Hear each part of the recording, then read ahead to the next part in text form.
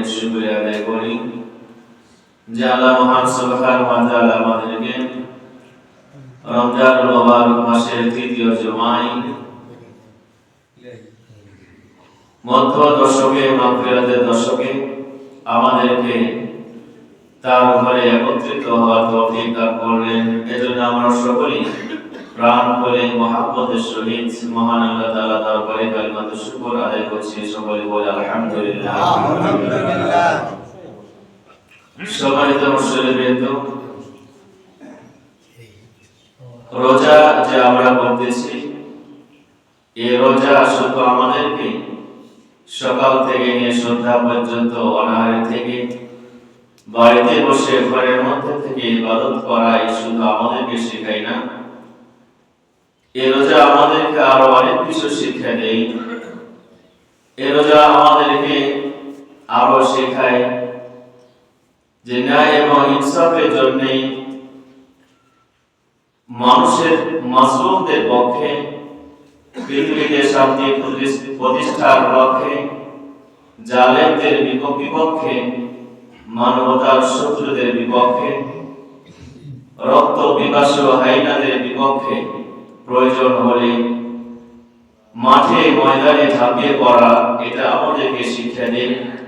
যার জ্বলন্ত দৃষ্টান্ত রাসূলুল্লাহ সাল্লাল্লাহু আলাইহি সাল্লাম এবং সাহাবায়ে কেরাম 17 রমজান মুবারক মাসে বদর প্রান্তরে সে দৃষ্টান্ত স্থাপন করে গিয়েছেন।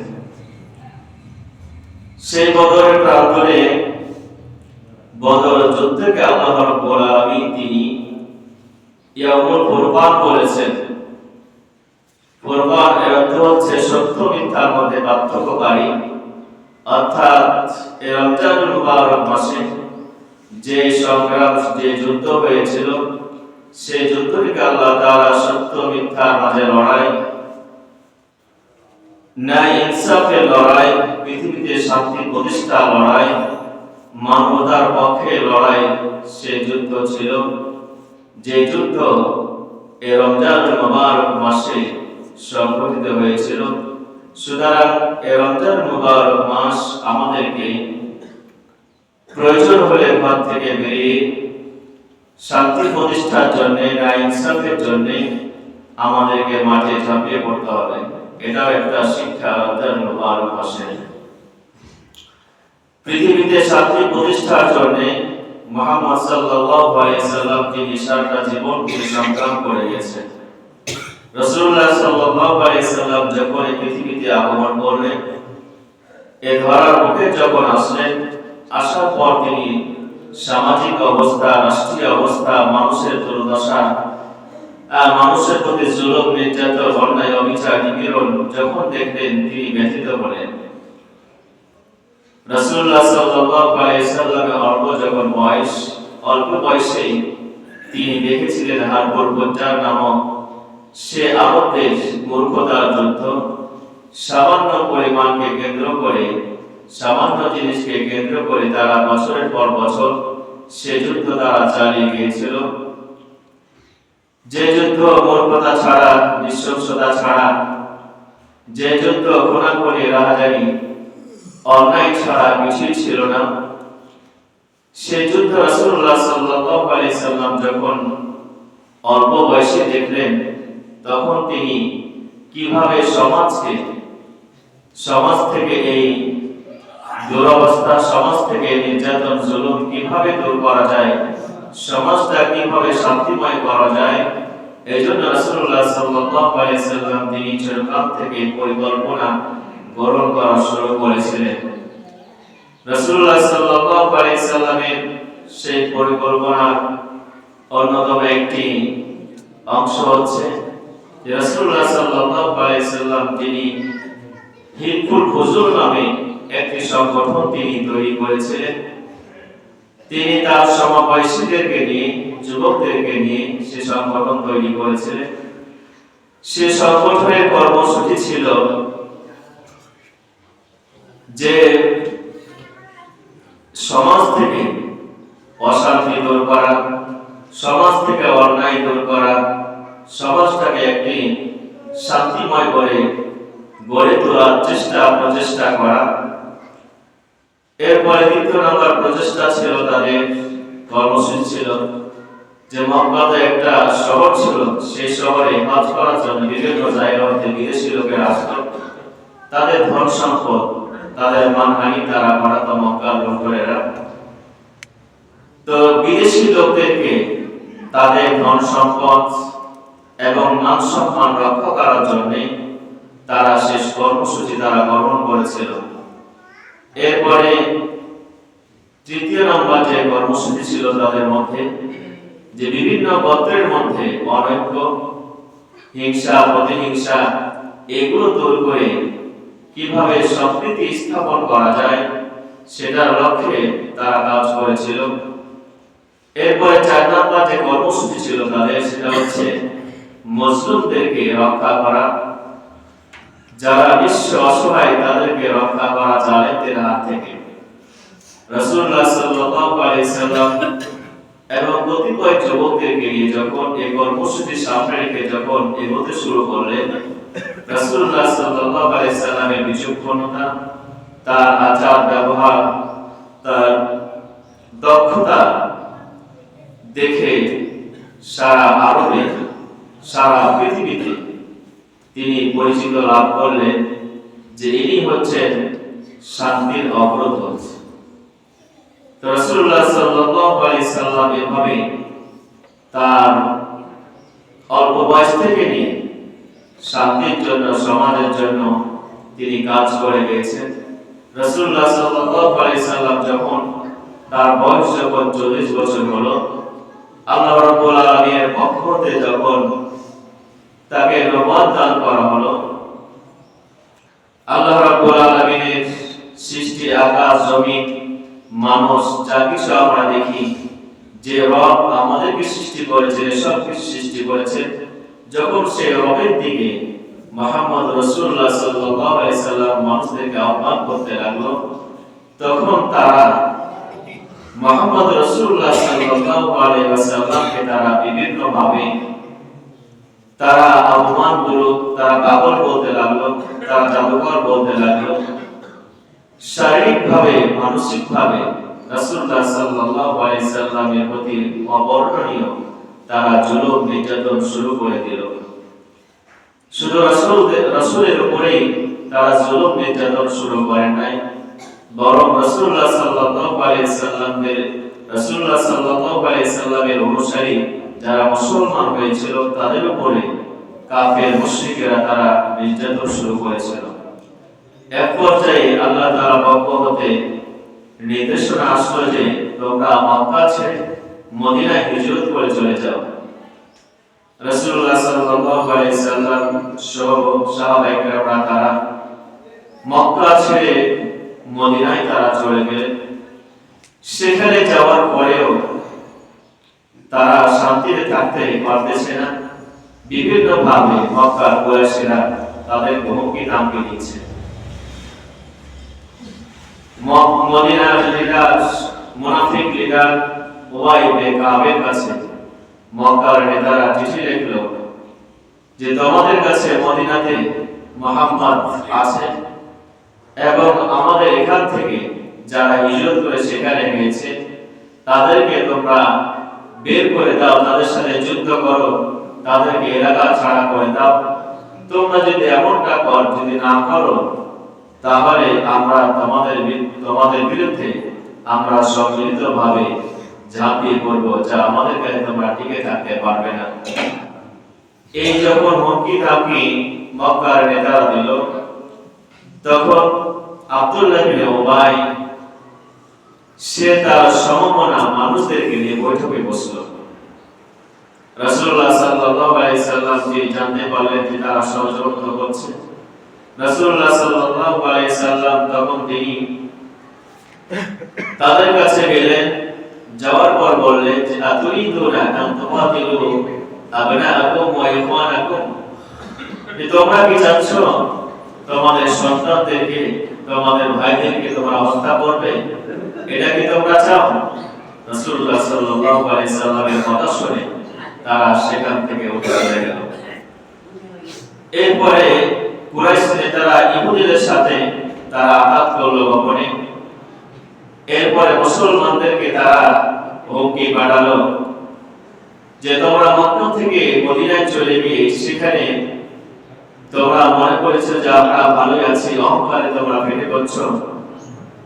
অহংকার করার কিছু নেই, তোমাদের বিরুদ্ধে আমরা ঝাঁপিয়ে পড়বো, তোমাদেরকে ধ্বংস করার ক্ষমতা আমাদের আছে।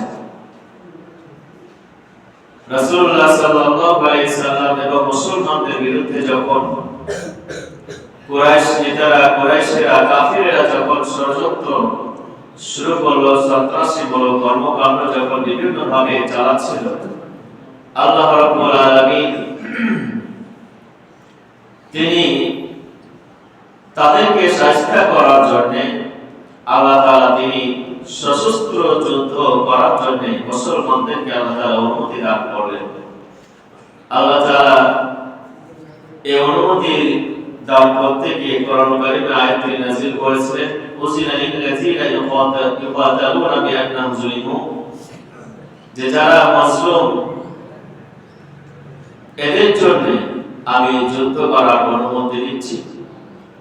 কেননা মুসলমানরা তারা নির্যাতিত হয়েছে, নিপীড়িত হয়েছে, তারা অত্যাচারিত হয়েছে মক্কাতে এবং মদিনাতে। সেখানে গিয়ে শান্তি নেই, সেখানে গিয়ে বিভিন্ন ভাবে তারা ষড়যন্ত্র করছে। এজন্য আল্লাহ রাব্বুল আলামিন তিনি মুসলমানদেরকে সশস্ত্র যুদ্ধ করার জন্য তিনি অনুমতি দান করলেন। মুসলমানদেরকে শেষ করে দেওয়ার জন্য সম্মিলিতভাবে যখন তারা প্রচেষ্টা করতেছিল, সেই প্রচেষ্টার অংশ হিসেবে তারা কি করলো,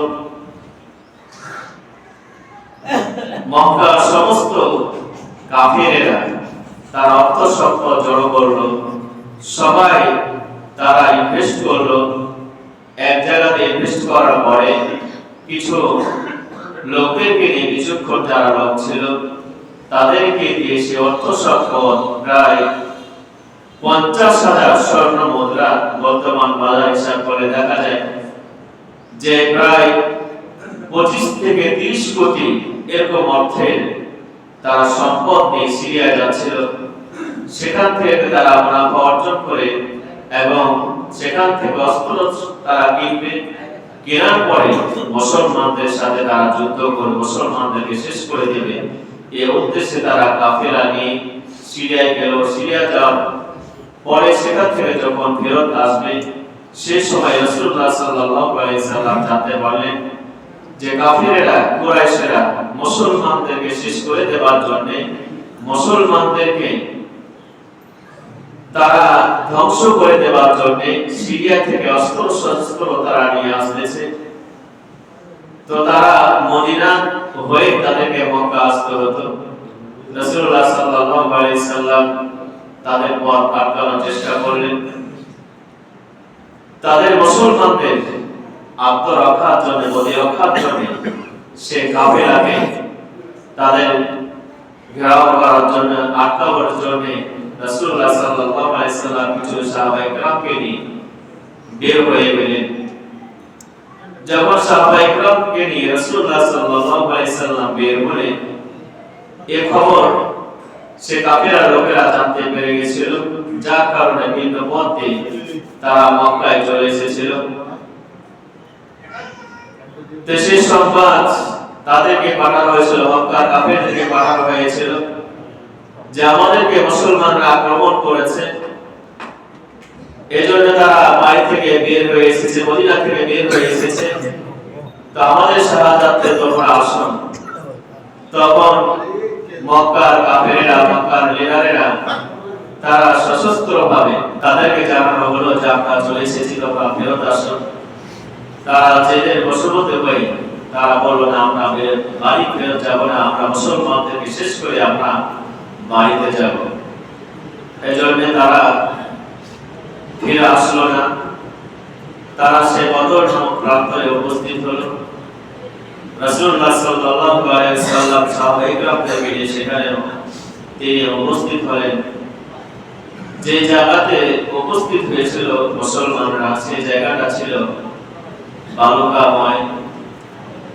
এবং যে জায়গাতে কাফিরেরা অবস্থান করতেছিল সেই জায়গাটা ছিল মাটির ভালো জায়গা এবং মুসলমানদের মধ্যে মুসলমানরা চিন্তিত হয়ে পড়েছিল যে আমরা তো অতি নগণ্য অতি স্বল্প এবং কাফেররা তো অনেক বেশি এবং তাদের অস্ত্র শস্ত্র আছে, আমাদের তো তেমন কিছুই নেই এবং তারা ভালো অবস্থায় অবস্থান করতেছে, আমাদের অবস্থান তো অনেক খারাপ।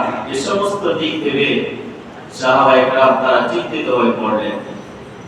তাবুর মধ্যে আল্লাহ রাব্বুল আলামিন রাত্রিতে সকলকে তিনি ঘুম পাড়ায় দিলেন, তাদের সকলের চোখে ঘুম দিয়ে দিলেন। রাসূলুল্লাহ সাল্লাল্লাহু আলাইহি সাল্লাম এমনকি তিনি নামাজ পড়তে পড়তে তাহাজ্জুদের নামাজ পড়তে পড়তে এক সময় তার কবরা কিছু করে এসে গিয়েছিল। যখন সকাল হলো, ঘুম থেকে যখন উঠলো, এই ঘুমের কারণে আল্লাহ রাব্বুল আলামিন তাদের থেকে দুশ্চিন্তা, চিন্তা, পেরেশান এবং তাদের ক্লান্তি আল্লাহ তাআলা দূর করে দিলেন। রাসূলুল্লাহ সাল্লাল্লাহু আলাইহি ওয়াসাল্লাম এবং সাহাবায়ে কেরাম যে জায়গায় অবস্থান করতেছিলেন সেই জায়গা বালুকাময় ছিল। আল্লাহ রাব্বুল আলামিন এরপর সেখানে বৃষ্টি দিলেন। বৃষ্টি হওয়ার পরে সেই জায়গাটা শক্ত হয়ে গেল এবং সাহাবায়ে কেরামরা গোসল করলেন, তারা পানি পান করলেন, তাদের পাত্রে পানি জমা করে রাখলেন। আল্লাহ রাব্বুল আলামিন এই সমস্ত জিনিস মুসলমানদেরকে দিয়ে তিনি সাহায্য করলেন। রাসূলুল্লাহ সাল্লাল্লাহু আলাইহি সাল্লাম সকালে যখন রাতছন্ন যখন কাটলো, তখন তিনি আস্তে আস্তে তাঁবু থেকে বের হলেন, বারবার বললেন যে দেখো আমাদের অতি নিকটে জিবরাইল আলাইহিস সালাম দিয়ে রয়েছেন এবং আমাকে স্বপ্নে দেখা হয়েছে যে দেখো অমুক জায়গাতে আবু জাহেল পড়ে থাকবে, অমুক জায়গাতে উতবা ইবনে সাইবাকে হত্যা করা হবে, অমুক নেতাকে সেখানে হত্যা করা হবে, অমুক ব্যক্তিকে সেখানে হত্যা করা হবে। সে সমস্ত জায়গা আল্লাহ তাআলা আমাকে স্বপ্নের মাধ্যমে জানাই দিয়েছেন।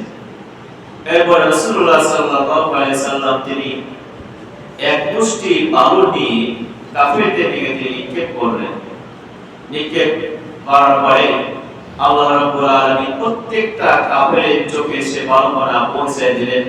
সে বালুকণা পৌঁছার পরে তাদের চোখগুলি কসলাতে থাকলো, সেগুলো নিয়ে ব্যস্ত থাকলো। এদিকে মুসলমানরা তাদের উপরে অতর্কিত আক্রমণ করে তাদেরকে অনেককে জাহান্নামে পৌঁছে দিলেন। আল্লাহ রাব্বুল আলামিন সে কথা বলেছেন, ফালাম তাকতুলুহুম ওয়ালাকিন্নাল্লাহ কাতালাহুম ওয়া মা রামাইতা ইয রামাইতা ওয়ালাকিন্নাল্লাহা রামা। আল্লাহ তাআলা বলেছেন যে তোমরা তাদেরকে হত্যা করো নাই, বরং আমি তাদেরকে হত্যা করেছি। ওয়া মা রামাইতা ইয রামাইতা ওয়ালাকিন্নাল্লাহা রামা। আর রাসূলুল্লাহ সাল্লাল্লাহু আলাইহি সাল্লাম যে মুষ্টি বালু ওরা যে নিক্ষেপ করেছিল কাফেরদের দিকে, সেটা আমি করেছিলাম। রাসূলুল্লাহ সাল্লাল্লাহু আলাইহি সাল্লাম শুধু বালুকণা ছেড়ে দিয়েছিল, নিক্ষেপ করেছিল, আর প্রত্যেকটা কাফেরের চোখে সে বালুকণা পৌঁছানোর দায়িত্ব আমার প্রতিরোধ গ্রহণ করেছিল। সুবহানাল্লাহ।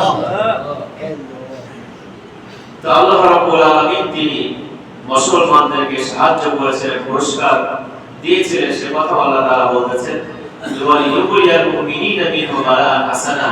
আমি এইভাবে মুমিনদেরকে সাহাবায়ে কেরামদেরকে আমি পুরস্কার করেছিলাম, সাহায্য করেছিলাম। ওয়ালাকিন যালিকুম ওয়া আন্নাল্লাহা মুহিনু কাইদিল কাফিরিন। আল্লাহ তাআলা বলেছেন যে কাফিরদের কৌশল, তাদের ষড়যন্ত্র আমি নস্যাৎ করে দিয়েছিলাম, আমি শেষ করে দিয়েছিলাম। তা আল্লাহ রাব্বুল আলামিন তিনি মুসলমানদেরকে এভাবে তিনি সাহায্য করেছিলেন।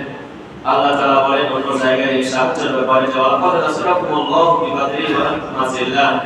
আল্লাহ তাআলা বলেন বদরের প্রান্তরে, বদরের যুদ্ধে মুসলমানদেরকে সাহায্য করেছিলেন। মুসলমানরা ছিল একেবারে দুর্বল।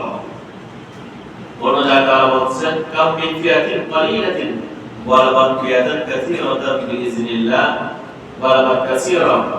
যে আমি অল্প সংখ্যক লোককে অধিক সংখ্যক লোকের উপর আমি বিজয় দান করেছিলাম। অর্থাৎ মুসলমানরা একেবারে সংখ্যায় কম ছিল। আল্লাহ রাব্বুল আলামিন তিনি সাহায্য করেছিলেন, ফেরেশতা পাঠিয়েছিলেন। এরপর আল্লাহ রাব্বুল আলামিন মুসলমানদেরকে বিজয় দান করেছিলেন, সত্যের বিজয় আল্লাহ তাআলা তিনি দান করেছিলেন। তো রমজানুল মুবারক মাসে আল্লাহ রাব্বুল আলামিন তিনি সে বিজয়, মুসলমানদের বিজয়, সত্য বিজয় তিনি দান করেছিলেন। আল্লাহ রাব্বুল আলামিন তিনি বলেন, যারা সত্যকে অস্বীকার করে, সত্যকে মানে না, তাদের ব্যাপারে আল্লাহ তাআলা বলেন যে তারা কোন ধরনের লোক, তারা কেমন লোক। আল্লাহ তাআলা বলতেছেন, ইন্না শাররা তাওয়াবে ইনদাল্লাহি ইসতুমুল মুকমিল্লাযিনা লা ইয়ালামুন, যে আল্লাহ তাআলার নিকটে সবচেয়ে পশুদের মধ্যে নিকৃষ্টতম পশু হচ্ছে ওই ব্যক্তি, আসুমুল মুকমিল্লাযিনা লা ইয়ালামুন, যে ব্যক্তি সত্য শোনার পরেও, সত্য জানার পরেও সত্যকে মানে না, সত্য পক্ষে থাকে না, সে অত্যাচার করে, সে জালেম হয়, সে মানুষ খুন করে, হত্যা করে, মানুষের প্রতি জুলুম করে, এরকম ব্যক্তিরাই হচ্ছে আল্লাহ তাআলার নিকটে সবচেয়ে নিকৃষ্টতম পশু। নাউযুবিল্লাহ।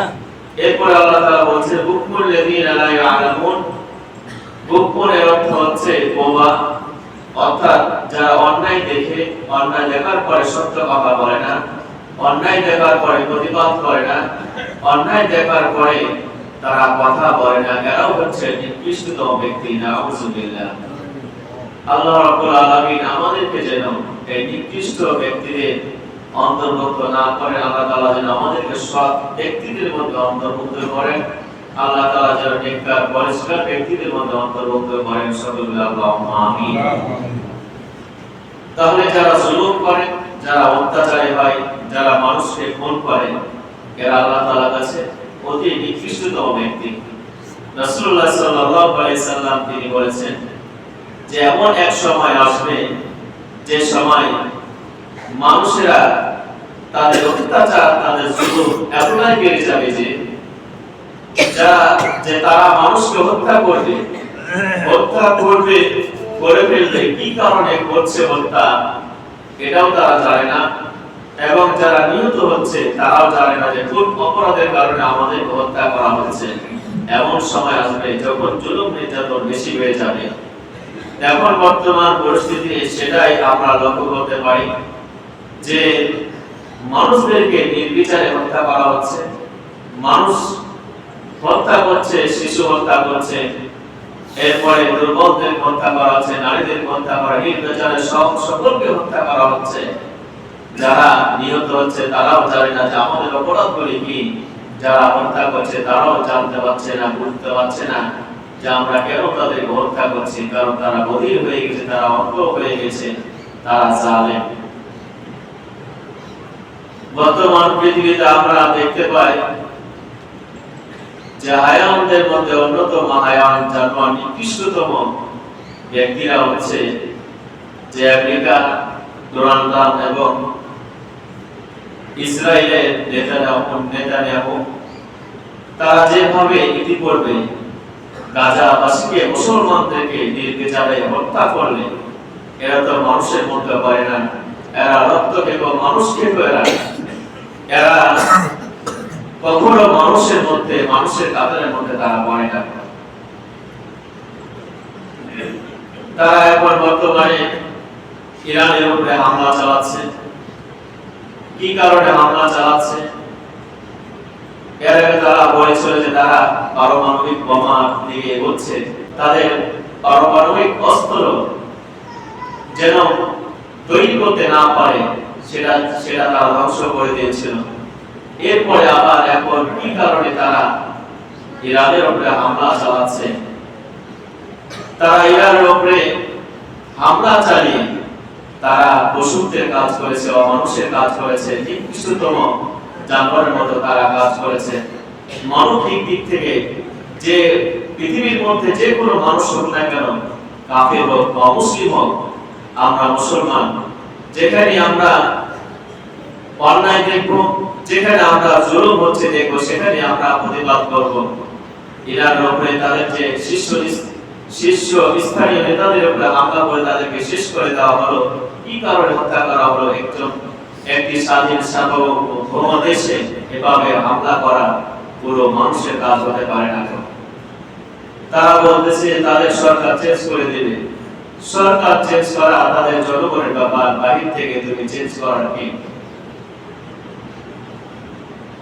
পরমাণু তারা যে কর্মসূচি চালাচ্ছিল সেটা তো শেষ করে দিয়েছে, কিন্তু আমরা তাদের এই কথা শুধু একটি ষড়যন্ত্র ছাড়া কিছু নয়।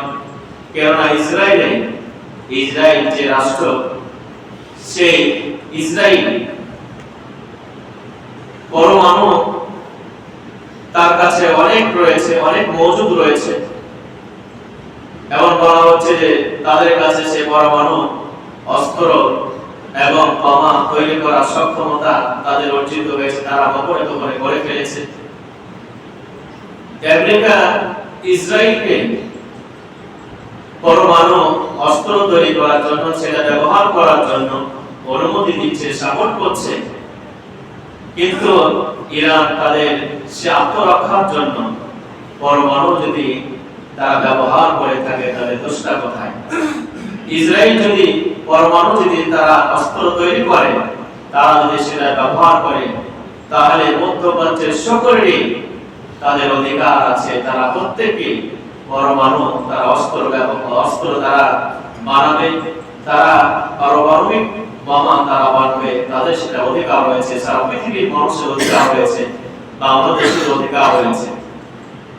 যদি পরমাণু যদি ব্যবহার নিষিদ্ধ করতে হয়, তাহলে পৃথিবীর প্রত্যেকটা রাষ্ট্রকে নিষিদ্ধ করতে হবে, তাহলে না মরণগুলি কাটবে। আমি ব্যবহার করব, আমার কাছে থাকবে, আমার বন্ধুদের কাছে থাকবে, কিন্তু অন্য মানুষদের কাছে থাকতে দিব না, এটা তো হয় না। প্রত্যেকটা রাষ্ট্র তাদের আত্মরক্ষার জন্য তারা এটা করবে, এটাই স্বাভাবিক। ভারতের কাছে রয়েছে, আপনার পাকিস্তানে রয়েছে, যুক্তরাজ্যে ফ্রান্সে রয়েছে, এভাবে রাশিয়া রয়েছে, চীনে রয়েছে, অনেক দেশে রয়েছে। যদি সেটাই যদি তোমরা নিষিদ্ধ করতে চাও, তাহলে প্রত্যেকটা রাষ্ট্রকে নিষিদ্ধ করতে হবে, সেগুলি নষ্ট করে দিতে হবে, তাহলে তোমাদের এই কথা মুসলমান সহ অন্যান্য যারা পৃথিবীর মানুষ রয়েছে এগুলো মানবে, তাছাড়া তোমাদের কথা মানবে না। তো আল্লাহ রাব্বুল আলামিন যারা এই পৃথিবীতে এভাবে যুগে যুগে অত্যাচার করেছে, যারা জালেমের ভূমিকায় অবতীর্ণ হয়েছে, প্রত্যেককে আল্লাহ রাব্বুল আলামিন নিকৃষ্টভাবে দুনিয়া থেকে তাদেরকে ধ্বংস করে দিয়েছেন। যেভাবে আমরা ইতিপূর্বে ইতিহাস থেকে আমরা জেনেছি ফেরাউনের কি অবস্থা হয়েছিল, নমরুদের কি অবস্থা হয়েছিল, আবু জাহেল ও সাইবানের কি অবস্থা, কিভাবে তাদেরকে শেষ করা হয়েছিল, সেগুলো থেকে আমরা শিক্ষা নিতে পারি। জালেমদের কি পরিণত হয় আল্লাহ রাব্বুল আলামিন বলতেছেন, ইন্নামাস সাবিলু আলাল্লাযীনা ইয়াযলিমুনা আন-নাস ওয়া ইয়াবগুনা ফিল আরদি বিগাইরিল হক, যারা অন্যায়ভাবে মানুষের প্রতি জুলুম করে, ফিতনা ফাসাদ পৃথিবীতে সৃষ্টি করে অন্যায়ভাবে, উলাইকা লাহুম আযাবুন আলীম, আল্লাহ তাআলা বলতেছেন যে তাদের পরকালে যন্ত্রণাদায়ক শাস্তির ব্যবস্থা আল্লাহ রাব্বুল আলামিন তিনি করে রেখেছেন। সুতরাং আমরা রমজান মাসে অবস্থান করতেছি, রমজান আমাদেরকে অনেক কিছু শিক্ষা দেয়, অন্যায় প্রতিবাদ করার শিক্ষা দেয়, আমাদেরকে প্রয়োজন হলে ন্যায় এবং শান্তি প্রতিষ্ঠার জন্য মাঠে ময়দানে নামাজ শিক্ষা দেয়, আমাদেরকে আল্লাহ তাআলার ইবাদত করার শিক্ষা দেয়, আমাদেরকে ধৈর্য ধারণ করার শিক্ষা দেয় রমজান, আমাদেরকে আরো বহু শিক্ষা দেয় রমজান। সুতরাং রমজান মুবারক মাস থেকে আমরা শিক্ষা গ্রহণ করি, আল্লাহ তাআলা দেওয়া এই জীবন আল্লাহ তাআলার হুকুমের অনুযায়ী যেন আমরা চলতে পারি, কাটাতে পারি। আল্লাহ তাআলা আমাদের সেই তৌফিক সকলকে দান করুন, সকল বলে আল্লাহুম্মা আমিন। আর আজকে হচ্ছে রমজান মুবারক মাসের 16তম রোজা, এরপরে মধ্য দশক, মাগফিরাতের দশক, এরপরে আমাদের কাছে নাজাতের দশক আসবে। সেই নাজাতের দশকে রাসূলুল্লাহ সাল্লাল্লাহু আলাইহি সাল্লামের হাদিস থেকে যা আমরা পাই, সেই দশকটি অত্যন্ত গুরুত্বপূর্ণ। প্রত্যেকটা রাত্রিতে রাসূলুল্লাহ সাল্লাল্লাহু আলাইহি সাল্লাম জাগরিত হয়ে ইবাদতবন্দি করেছেন। আমাদের উচিত যে শেষ দশকে আমরা এখন প্রত্যেকটা রাতে করব, কিন্তু বিশেষ করে আমরা পরিকল্পনা গ্রহণ করি যে শেষের দশকে একটাও যেন রাত ইবাদত ছাড়া যেন আমাদের না কাটে, এই পরিকল্পনা আমাদেরকে গ্রহণ করতে হবে।